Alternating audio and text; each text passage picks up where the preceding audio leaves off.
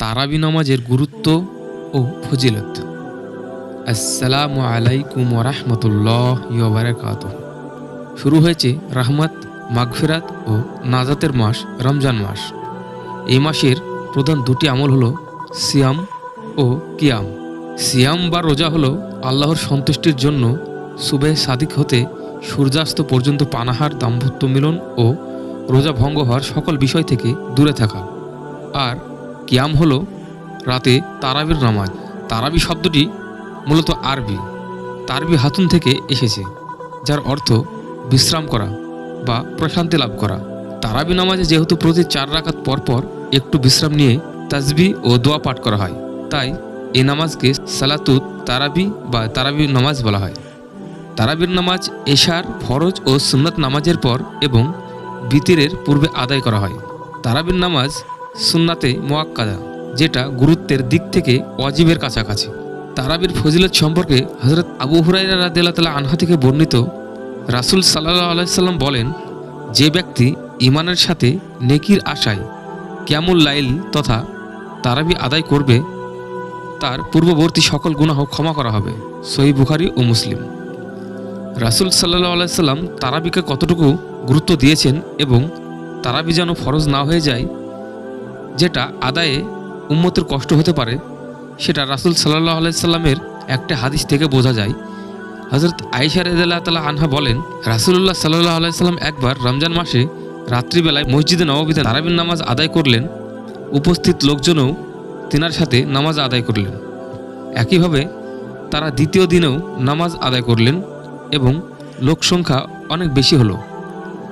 অতঃপর তৃতীয় এবং চতুর্থ দিনেও একত্রিত হলো, কিন্তু রাসূলুল্লাহ সাল্লাল্লাহু আলাইহি সাল্লাম হুজরা থেকে বেরিয়ে তাদের কাছে এলেন না।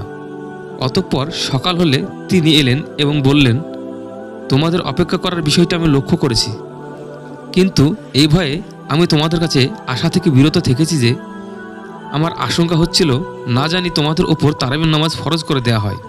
বুখারী হাদিস। তারাবি মূলত 20 রাকাত সুন্নত।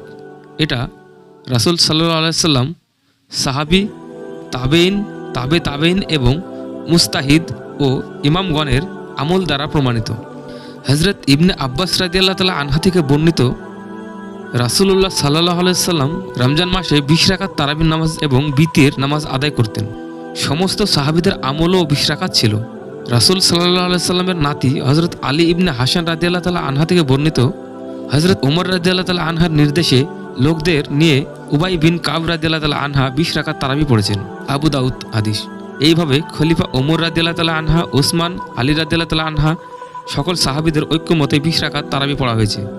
শাইখুল ইসলাম ইবনে তাহমিয়া রহমতুল্লাহ আলাইহি বলেন, মক্কা ও মদিনা শরীফে সাহাবায়ে কেরামের যুগ হতে আজ পর্যন্ত সবসময় 20 রাকাত তারাবি খতমে কোরআন সহ জামাতের সাথে পড়া হয়। তারাবি নামাজে পূর্ণ কোরআন তেলাওয়াত বা শ্রবণ করা ও সুন্নত। রাসূল সাল্লাল্লাহু আলাইহি সাল্লাম বলেন, যে ব্যক্তি কোরআনের একটি হরফ পাঠ করবে, সে একটি নেকি অর্জন করবে এবং একটি নেকিকে 10 গুণ বৃদ্ধি করে প্রদান করা হবে। তিরমিজি হাদিস। কোরআনে কারিম তেলাওয়াতের মতো শুনলেও একই রকম সওয়াব। এই জন্য তারাবি নামাজে পরিপূর্ণ আদবের সাথে মনোযোগ দিয়ে কোরআন শুনতে হবে। 20 রাকাত না পড়ে ইমামকে রেখে মসজিদ ত্যাগ করা উচিত নয়। রাসূলুল্লাহ সাল্লাল্লাহু আলাইহি সাল্লাম বলেন, যে ব্যক্তি ইমামের সাথে শেষ পর্যন্ত কিয়ামুল লাইল তথা তারাবির নামাজ আদায় করবে, তার জন্য পুরো রাত সিয়াম পালনের সব লাভ হবে। তিরমিজি হাদিস। মাহে রমজানের বিশেষ ফজিলতপূর্ণ আমল তারাবির নামাজ কোনোভাবেই অবহেলা করা উচিত নয়। আসুন আমরা যথাযথ গুরুত্বের সাথে তারাবির নামাজ আদায় করে আল্লাহর সন্তুষ্টি অর্জনের চেষ্টা করি। আল্লাহ আমাদের সবাইকে তৌফিক দান করুন। আমিন। সবাই ভালো থাকবেন এবং সুস্থ থাকবেন। খোদা হাফেজ।